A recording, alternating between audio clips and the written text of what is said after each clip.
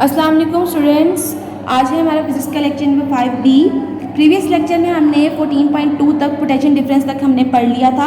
आज हमने topic start करना है अपना 14.3 वाला, जो हमारे पास क्या है, इलेक्ट्रोमोटिव फोर्स, जिसको हम EMF के नाम से भी जानते हैं। ये होती क्या है हमारे पास कि हमारे पास जब भी कोई यूनिट पॉजिटिव चार्ज है वो सर्किट में से गुजर रहा है तो उसको जो बैटरी एनर्जी सप्लाई करेगी ना, उसको हम कहते हैं कि वो हमारे पास क्या है, उसकी EMF है। जितनी भी एनर्जी सप्लाई की जाएगी वो हमारे पास क्या है कि वो उसकी EMF होगी। ये आपको जो है शॉर्ट क्वेश्चन में आता है, आपने इसमें सिर्फ इसकी डेफिनेशन लिखनी है, इसका फॉर्मूला लिखना है, इसका यूनिट लिखना है एंड दैट्स इट। ठीक है, सिर्फ आपने इतना ही करना है और इसकी प्रॉपर डेफिनेशन मैंने आपको बता दी है। तो नेक्स्ट पेज पर आएँ, पेज नंबर 96 पर। यहाँ पर देखिए ऊपर आपको एक ब्लू ब्लॉक में डेफिनेशन मिल रही है कि इसकी it is the energy supplied by a battery to a unit positive charge when it flows through the close circuit. एक डेफिनेशन ये होगी, या फिर वो ये कहता है the energy converted from non electrical form to the electrical form which 1 coulomb of the positive charge passes through the battery. या ये वाली डेफिनेशन कर लें, ये कर लें, दोनों कर लेंगे तो ज़्यादा बेहतर हो जाता है। अब उसके बाद इसका आपने EMF का फॉर्मूला क्या देना है, energy divided by charge. Energy को आप जो है वो W से शो करेंगे क्योंकि वर्क डन है। उसके बाद हमारे पास क्या है, चेंज चार्ज आपके पास क्या है, Q है, E equals to W/Q। EMF को हम जो है वो किससे शो करते हैं आप, E इक्वल्स टू W/Q से। Where E is the EMF, E हमारे पास EMF है, W is the energy converted और W हमारे पास एनर्जी है जो नॉन इलेक्ट्रिकल से इलेक्ट्रिकल में कन्वर्ट हुई थी, and Q is the positive charge. और Q हमारे पास क्या है, पॉजिटिव चार्ज। इसका यूनिट हमारे पास क्या होता है, जाउल पर कूलम होता है, और जिसको हम वोल्ट के इक्वल भी लेते हैं। इसका मतलब क्या है कि अगर वो कह रहा है कि किसी भी जो EMF 2 वोल्ट है तो इसका मतलब क्या है कि उसमें से 2 जाउल एनर्जी जो है वो गुजरी है, बैटरी ने सप्लाई की है when 1 coulomb of the charge flow through the close circuit. कि जब उसमें से 1 कूलम चार्ज गुजरेगा, ठीक है, तो 2 जाउल एनर्जी वो जो है बैटरी सप्लाई करेगी। सिर्फ आपने इतना ही लिखना है EMF की डेफिनेशन में। नेक्स्ट है आपके पास जो टॉपिक है वो है the measurement of the potential difference. आपने पोटेंशियल डिफरेंस को किस तरह से मेजर करना है वो आपने बताना है। ये आपके पास पोटेंशियल डिफरेंस को मेजर करने के लिए, जैसे हमारे पास करंट को मेजर करने के लिए एक इंस्ट्रूमेंट था, इसी तरह से पोटेंशियल डिफरेंस को मेजर करने के लिए भी हमारे पास एक इंस्ट्रूमेंट है, जिसको हम क्या करते हैं कि जो हमारे पास सर्किट में हम उसको पैरेलल रखते हैं। उसमें हमने क्या किया था, पीछे वाले में हमने उसको सीरीज़ में रखा था, एमीटर और गैल्वेनोमीटर को, लेकिन वोल्ट मीटर को हम जो है वो पैरेलल रखते हैं सर्किट के, तो हमें जो है वो रीडिंग मिल जाती है पोटेंशियल डिफरेंस की। ठीक है, पोटेंशियल वोल्ट मीटर जो है हमारे पास यहाँ पर एक जो है, इसमें भी रेड शो करेगा पॉजिटिव पोलैरिटी को और ब्लैक शो करेगा नेगेटिव पोलैरिटी को।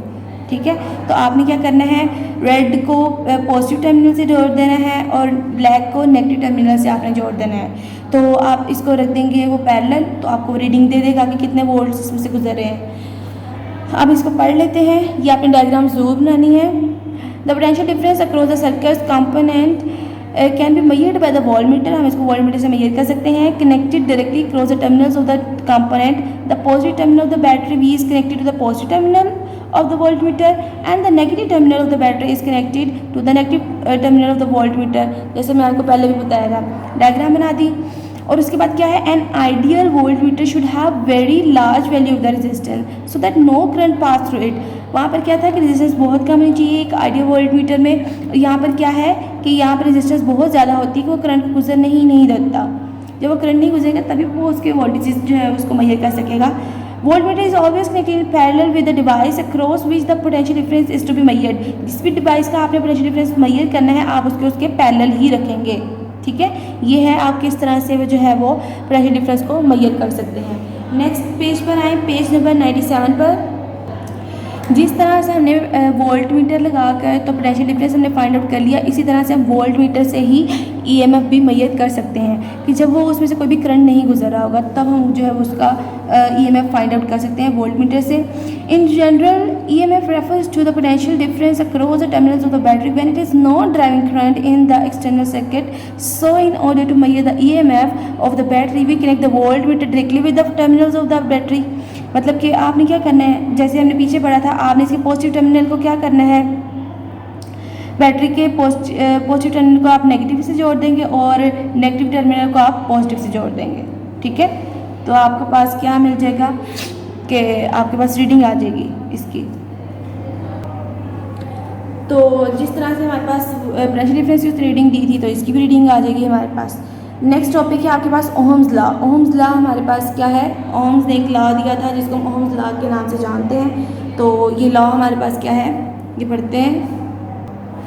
अब जो है ओहम्स लॉ देने से पहले उसने एक एक्टिविटी दी थी कि जो है उसने रीडिंग्स ली, रीडिंग्स के बाद ही उसने जो है वो एक लॉ दिया था कि इस तरह से होता है। अब एक्टिविटी क्या थी कि उसने क्या किया था कि उसने एक वायरली उसने उस कोई भी बैटरी से उसने उसको वोल्टेज जो है वो प्रोवाइड किया। फिर उसने क्या किया कि सर्किट में से जो करंट गुजर है उसको मैयर कर लिया और जितना वोल्टेज था उसको मैयर कर लिया, ठीक है। करंट को मैयर करने के लिए भी हमारे पास इंस्ट्रूमेंट है और वोल्टेज को मैयर करने के लिए भी हमारे पास क्या है, इंस्ट्रूमेंट है। उसने करंट भी मैयर कर लिया और वोल्टेज भी मैयर कर लिया। फिर उसने ग्राफ प्लॉट किया, ठीक है, जिसमें उसने वोल्टेज को जो है वो यहाँ पर लिया वाई एक्सिस पे और करंट को उसने एक्स एक्सिस पे लिया। जब ग्राफ आया तो वो एक स्ट्रेट लाइन आई, ठीक है। जब भी कोई ग्राफ हमें स्ट्रेट लाइन देता है इसका मतलब ये है कि उसकी जितनी वैल्यू है नीचे वाली भी वैल्यू उसी से मैच करिए, मतलब कि इक्वल है, आ रहा है। तो फिर उसने क्या किया कि जो है हमारे पास जो करंट है वो डायरेक्टली प्रोपोर्शनल किसके है, वोल्टेज के है। तो हमारे पास ये डायरेक्ट रिलेशन दे रहा था ग्राफ, तो इसलिए उसने एक लॉ दे दिया ओहम ने कि जो क्या कहता है कि जो करंट है वो डायरेक्टली प्रोपोर्शनल है किसके, वोल्टेज के, या फिर ये कह लो कि वोल्टेज जो है वो डायरेक्टली प्रोपोर्शनल है करंट के, मतलब इन दोनों का आपस में डायरेक्ट रिलेशन है। ये उसने एक लॉ दिया था।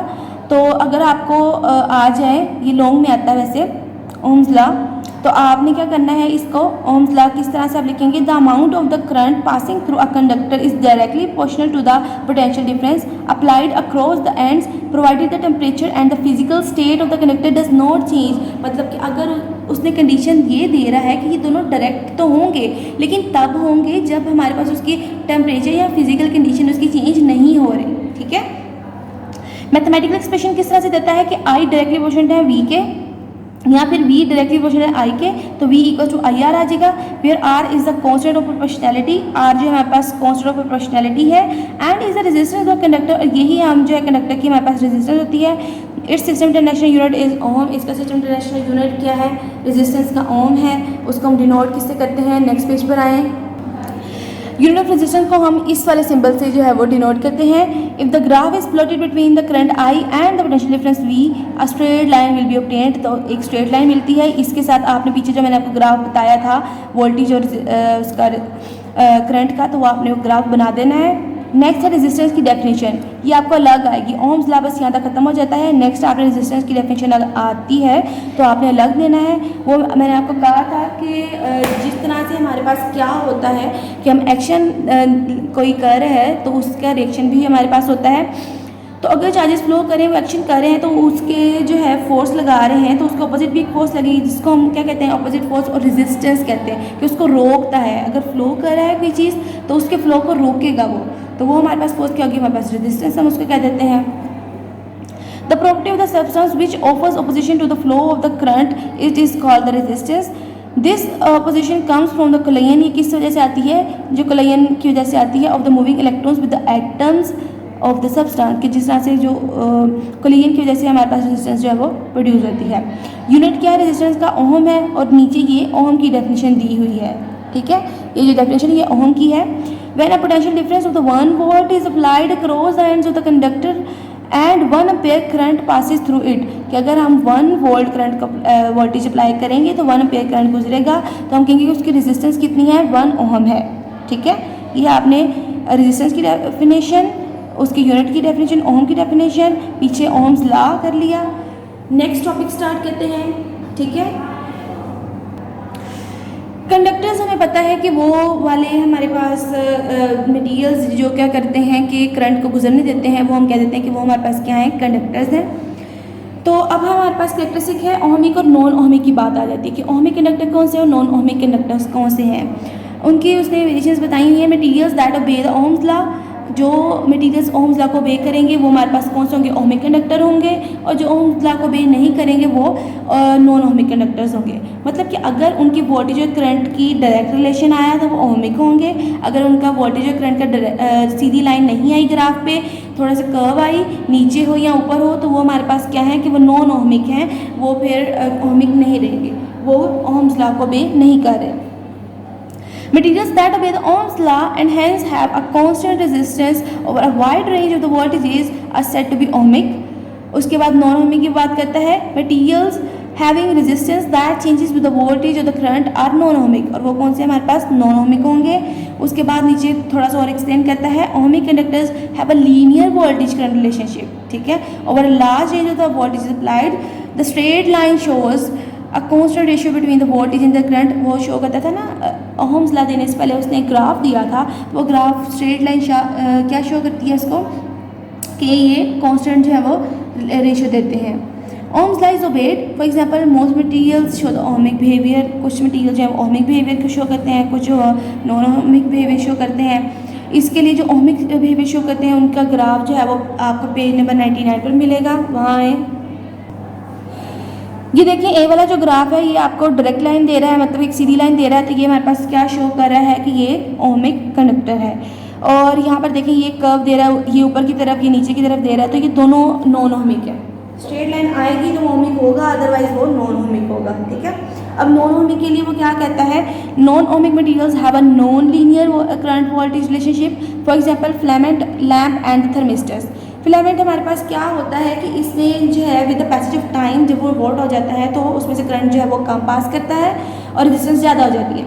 और थर्मिस्टर में क्या होता है कि जब वो हॉट हो जाता है तो उसमें से रेजिस्टेंस कम हो जाती है और उसका जो है वो करंट ज़्यादा पास करता है। तो ये हमारे पास क्या है, करंट जो है वो यहाँ पर बी वाले में क्या है, इसका जो है वो करंट डिक्रीज़ करता है, तो ये इस तरह से, यहाँ पर हमारे पास जो है वो करंट इंक्रीज़ करेगा तो ये इस तरह से। अब हमारे पास क्या है, नॉन ओमिक मटेरियल से अदर नॉन, यहाँ तक हमने पढ़ लिया था फिलामेंट थर्मिस्टर्स तक। The resistance of the filament rises as it gets hotter which shown in the figure gradient steeper. ये इसने बी वाला जो ग्राफ शो किया हुआ है। उसके बाद थर्मिस्टर की बात करता है, thermistor are heat sensitive resistors behave in the opposite way, its resistance decreases as it gets hotter, this is because of the heating more free electrons became available for the conduction of current। ये आपने इसका बता दिया। नीचे जो आपके पास topic है ये वाला फैक्टर्स अफेक्टिंग रेजिस्टेंस वाला, ये वाला टॉपिक आपके स्मार्ट सिलेबस में नहीं है तो ये भी हमने नहीं करना। नेक्स्ट पेज पर आपका कंडक्टर और इंसुलेटर वाला टॉपिक है, वो भी आपने नहीं करना, आपके स्मार्ट सिलेबस में नहीं है, लेकिन इसका कॉन्सेप्ट आपको पता होना चाहिए, ये आगे कभी काम आ सकता है कि कंडक्टर्स वो हैं जिनसे करंट गुजर सकता है और इंसुलेटर्स वो हैं जिनसे करंट नहीं गुजर सकता। कंडक्टर्स मतलब मेटल्स वगैरह और नॉन कंडक्टर्स मतलब वुड, रबर वगैरह जिनसे करंट नहीं गुजर सकता, ठीक है। नेक्स्ट जो टॉपिक करना है वो हमारे पास 14.9 वाला टॉपिक है, कम्बिनेशन ऑफ रेजिस्टर्स वाला। पीछे बेटा जो पिछला वाला चैप्टर था उसमें हम पढ़ के आए थे कि किस तरह से कैपेसिटर्स की हम उसको कनेक्ट करते हैं, तो इसी तरह से हमारे पास रेजिस्टर्स भी हैं कि रेजिस्टेंस को हम किस तरह से कनेक्ट करेंगे। अब हमारे पास क्या है कि इसके दो कम्बिनेशन आते हैं, एक है हमारे पास सीरीज़ कम्बिनेशन और एक हमारे पास क्या है, पैरेलल कम्बिनेशन। पहले हमने सीरीज़ कम्बिनेशन पढ़ना है कि सीरीज़ कम्बिनेशन में क्या होता है कि आपने ये आपको फिगर नज़र आ रही है, सीरीज़ कम्बिनेशन में क्या होता है कि आप इसको साइड बाय साइड जोड़ देते हैं सारे रेजिस्टर्स को, ठीक है। जिस तरह से कैपेसिटर्स होते हैं इस तरह से रेजिस्टर्स भी होते हैं, वो आप क्या करते हैं कि इनको साइड बाय साइड जोड़ते जाते हैं। और इस कम्बिनेशन में क्या होता है कि करंट जो है वो सेम रहता है, लेकिन इसमें जो वोल्टेज है वो सबका सम आएगा, मतलब कितना इसको वोल्टेज मिल रहा है, कितना इसको टोटल हम जो है वो फाइंड आउट कर लेते होते हैं। अब ये तो होगी हमारे पास कि हमने इसको किस तरह से कनेक्ट करना है। यहाँ पर जो है इसको पॉजिटिव टर्मिनल से स्टार्ट करेंगे, फिर ये इसका नेगेटिव टर्मिनल इसके पॉजिटिव टर्मिनल से, इस तरह से जो है हम इसको कनेक्ट कर देंगे जितना भी आप कनेक्ट करना चाहें। अब इसमें मैंने आपको बताया है कि यहाँ पे आपको एक नज़र आ रहा होगा कि V किसके इक्वल है। मैंने आपको बताया है कि सारे वोल्टेजेस के सम के इक्वल है, V equal to V1 plus V2 plus V3, ठीक है। अब हमारे पास क्या है, हमें पता है कि यहाँ पर हम ओम्स लॉ पढ़ के हैं V इक्वल टू IR के रिस्पेक्ट से, तो आपने V1 की जगह क्या लगा देंगे, फर्स्ट रजिस्टर यूज़ करें IR1, V2 की जगह IR2, V3 की जगह IR3, ठीक है। ये हमने पीछे ओम्स लॉ से निकाला है V इक्वल टू IR के रिस्पेक्ट से। ये आपने इसकी जगह यही वैल्यूज़ पुट कर दी। आई आपके पास कांस्टेंट था, ये आपने कांस्टेंट ले लिया, क्या आएगा R1 plus R2 plus R3, ठीक है, ये अंदर आपके पास रह जाएगा। अगर हमने इक्विवेलेंट रेजिस्टेंस लेनी हो, पहले हम क्या लेते थे इक्विवेलेंट कैपेसिटेंस, अब हमने क्या लेने हैं इक्विवेलेंट रेजिस्टेंस लेनी है। वो हमारे पास क्या है V equal to I R E show कर रहा है इक्विवेलेंट रेजिस्टेंस को। आपने यहाँ पे V की जगह आई आर ई लगा दिया और ये सारी की सारी वैल्यूज़ लगा दी। I दोनों तरफ से कैंसिल हो गया, आर ई आपके पास क्या आएगा R1 plus R2 plus R3 and so on, ठीक है, Rn तक जाएगा। ये है आपके पास क्या सीरीज कम्बिनेशन है रेजिस्टेंस का, ठीक है। आपने इसको लिखना किस तरह से है वो मैं आपको एक दफ़ा रीड कर देती हूँ, तो उसके बाद जो है वो आपका सीरीज कम्बिनेशन कंप्लीट हो जाएगा। यहाँ पर देखें सीरीज कम्बिनेशन क्या है। A series combination resistors are connected end to end and electric current has a single path through the circuit. This means that the current passing through each resistor is the same. कितना भी current है वो same गुजरेगा। अब आपने इसका किस तरह से है इक्विवेलेंट रेजिस्टेंस फाइंड आउट करने के लिए आप क्या करेंगे, the total voltage in the series circuit divides among the individual resistors, so the sum of the voltage across the resistance of each individual resistors is equal to the total voltage supplied by the source. कि हमारे पास total voltage क्या आएगा, सबका सम आ जाएगा, ये मैंने आपको पहले बता दिया था। Here is the V is the voltage across the battery and V1 V2 voltage across the resistance R1 R2 and R3। V हमारे पास बैटरी वाला हो गया और V1 V2 V3 हमारे पास रेजिस्टेंस में जो वोल्टेजेस गुजरे हैं वो हो गया। If I is the current passing through the each resistors then Ohm's law, ये मैंने आपको बता दिया किस तरह से हमने डेरिवेशन ले ली। नीचे आ जाए, we can replace the combination of the resistors with a single resistor called equivalent resistance RE। हम ये सारे रेजिस्टर्स को एक जो है वो रेजिस्टर से जो है वो रिप्लेस कर सकते हैं, इसकी रेजिस्टेंस क्या होगी RE होगी, such that the same current pass through the circuit from Ohm's law V equals to IRE। अब यहाँ पे आपने वो मैंने सारा आपको डेरिवेशन इसकी बता दी हुई थी। नेक्स्ट है हमारे पास वो क्या कहते हैं, thus the equivalent resistance of a series combination is equal to the sum of the individual resistance। कि हमारे पास क्या है कि जो भी हमारे पास इक्विवेलेंट रेजिस्टेंस आती है सारी रेजिस्टेंस का सम आती है। नीचे लाइन क्या देता है आपके पास, if the resistance R1 R2 and R3 so on Rn are connected in the series then the equivalent resistance of the combination will be, मतलब कि सो ऑन Rn तक कर दिया। पहले हमने 3 लिया था, हमने 3 तक दिया, अब हमने n तक लिया है तो हमने Rn तक जो है वो अपना एक्सप्रेशन देना है। नेक्स्ट जो आपके पास कॉम्बिनेशन आता है वो आपके पास है पैरेलल कॉम्बिनेशन, ठीक है। पैरेलल कॉम्बिनेशन में बेटा क्या होगा कि हम जो है वो पॉजिटिव टर्मिनल जो है वो सारे रेजिस्टर्स के पॉजिटिव टर्मिनल से जोड़ देंगे और नेगेटिव जो टर्मिनल है उसको सारे रेजिस्टर्स के नेगेटिव टर्मिनल से जोड़ देंगे। ये हमारे पास है कि हम उसको साइड बाय साइड नहीं लगाते, हम उसको ऊपर नीचे जो है वो रेजिस्टर्स को लगाते हैं। इसमें क्या होता है कि वोल्टेज तो सेम रहता है इसमें, लेकिन करंट जो है वो डिवाइड हो जाता है। यहाँ से करंट डिवाइड हो गया, यहाँ से यहाँ, यहाँ से यहाँ। अब हमारे पास क्या है कि अगर हमने सारे करंट का सम फाइंड आउट करना है तो हमें क्या करना पड़ेगा, I1 I2 I3 जो है हमारे पास सबको सम करेंगे तो हमारे पास टोटल करंट आ जाएगा। और इसमें मैंने आपको बताया है कि वोल्टेज सेम रहता है। अब इसमें क्या है बेटा कि I मैंने आपको बताया I equals to I1 I2 I3, तो हमने क्या किया था कि आपको ओम्स लॉ पता होगा V इक्वल टू IR, तो ये आपको पता है V इक्वल टू IR। यहाँ पे आपने I की वैल्यू निकाल ली, R इधर जाके डिवाइड कर जाएगा। अब जहाँ पे I1 होगा वहाँ पे R1 लगा दीजिएगा, जहाँ पे I2 होगा वहाँ पे R2, जहाँ पे I3 होगा वहाँ पे R3 लगा दिया, ठीक है। तो इन सब की वैल्यूज़ आपके पास आ जाएंगी, I1 V over R1, I2 V over R2, I3 V over R3, इन सब की वैल्यूज़ आप यहाँ पर लगा देंगे, ठीक है। आपने उस एक्सप्रेशन में सारी वैल्यूज़ लगा दी, यहाँ से V कॉमन ले लिया, 1 over R1, 1 over R2, 1 over R3। ये जो है हमारे पास I किसके इक्वल है, अगर हमने इक्विवेलेंट रेजिस्टेंस लगानी हो तो जहाँ से हमने R1, R2, R3 लगाया है यहाँ पे हम I की जगह क्या लगा देंगे, V ओवर RE, मतलब R की जगह हम RE लगा देंगे। ये कर लिया, वोल्टेज दोनों तरफ से cancel, 1 over RE equals to 1 over R1 plus 1 over R2 plus 1 over R3, ठीक है। ये 3 तक तो ये आ गया। आगे हमारे पास क्या है कि n तक लेना है तो हमारे पास ये वाला फाइनल एक्सप्रेशन आएगा, ठीक है। ये है हमारे पास parallel combination of the resistors. एक दफ़ा इसको रीड कर लेते हैं।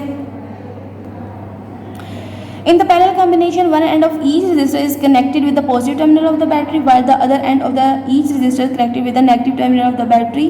Therefore, the voltage is same across each resistor, which is equal to the voltage of the battery. मतलब कि सारा voltage equal आएगा. Equivalent resistance of the parallel circuit. ये आपने equivalent resistance किस तरह से find out करनी है? In parallel circuit, the total current is equal to the sum of the current in various resistance. I equals to I1, I2, I3. Since the voltage across each resistance is V, solved by the Ohm's law, ये मैंने side derivation आपको करा दी हुई है. We can replace the combination of the resistors with a single resistor called the equivalent resistance RE such that the same current pass through the circuit from Ohm's law, मतलब कि I equals to V over RE. ये सारी मैंने आपको derivation करा दी थी. Thus the reciprocal of the equivalent resistance result है ये अब हमारे पास. Of the parallel combination is the sum of the reciprocal of the individual resistance, which is less than the smallest resistance of the combination. If the resistance R1, R2, Rn are connected parallel, then the equivalent resistance of the combination will be given as this. Parallel circuit have two big advantage. Parallel circuit के two big advantages क्या हैं वो आपने बताना है यहाँ पे कि each device in the circuit receive the full battery voltage, कि हर डिवाइस जो है फुल बैटरी वोल्टेज उसको मिल जाता है, और each device in the circuit में बी टर्न्ड ऑफ इंडिपेंडेंटली, और हम इसमें जो सर्किट में किसी भी डिवाइस को जो है वो हम ऑफ कर सकते हैं without stopping the current flowing to the other device, के हम सारे सर्किट को स्टॉप करने की जगह किसी एक को भी हम जो है वो उसके पार्ट को स्टॉप कर सकते हैं. अब आपने इसके अंदर क्या करना है कि आपके पास ये जो लॉन्ग क्वेश्चंस हैं कि पैरेलल वाला और सीरीज़ वाला, ये आपके पास लॉन्ग क्वेश्चन है, इन दोनों को आपने अपनी नीट कॉपीज पर लिखना है और अच्छे तरीके से ये सारा कुछ याद करना है. ठीक है. Stay blessed. अल्लाह हाफिज़.